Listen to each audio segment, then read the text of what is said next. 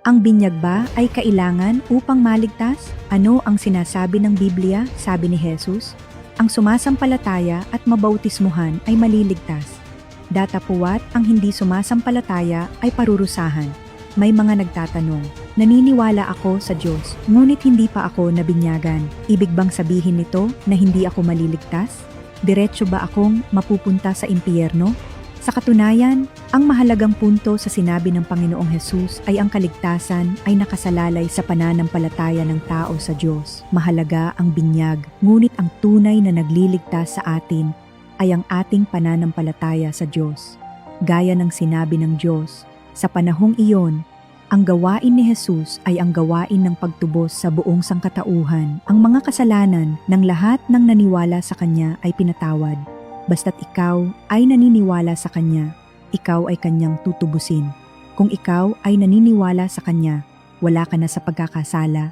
Ikaw ay pinawalang sala na sa iyong mga kasalanan. Ito ang kahulugan ng maligtas at mapawalang sala ng pananampalataya.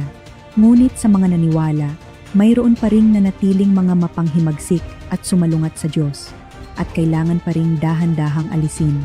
Ang kaligtasan ay hindi nangahulugan na ang tao ay lubusan ng nakamit ni Jesus, kundi na ang tao ay wala na sa kasalanan, na siya ay pinatawad na sa kanyang mga kasalanan. Basta't ikaw ay naniniwala, hindi ka na kailanman nasa kasalanan pa. Hanggat naniniwala tayo sa Panginoon, tayo ay ligtas at ang ating mga kasalanan ay pinatawad na, ngunit hindi pa tayo lubos na napapabanal. Maaaring nakaupo tayo sa simbahan, umaawit ng mga himno, nagtataas ng kamay sa pagsamba, at iniisip na maayos ang ating relasyon sa Diyos, ngunit ang totoo ay namumuhay pa rin tayo sa kasalanan. Walang tunay na pagsisisi o pagbabago.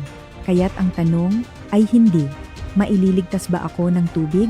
Kundi, nagpapasakop ba ako sa lahat ng iniutos ni Kristo? Kung ang sagot mo ay hindi, kung may mga kondisyon at dahilan ka pa, hindi ka pa kwalipikadong pumasok sa kaharian ng langit. Sabi ni Jesus, kung ako'y inyong iniibig, ay tutuparin ninyo ang aking mga utos. Hindi ang bawat nagsasabi sa akin, Panginoon, Panginoon, ay papasok sa kaharian ng langit, kundi ang gumaganap ng kalooban ng aking Ama na nasa langit. Ang pagsunod sa kalooban ng Diyos ang tanging tiyak na kondisyon para makapasok sa kaharian. Kung naantig ka ng mensaheng ito at nakaramdam ka ng kaliwanagan, mag-comment ng nais kong malinis sa kasalanan at makapasok sa kaharian ng langit. Aanyayahan kitang sumali sa aming libreng fellowship upang ibahagi ang katotohanan tungkol sa kaligtasan at pagpasok sa kaharian ng Diyos.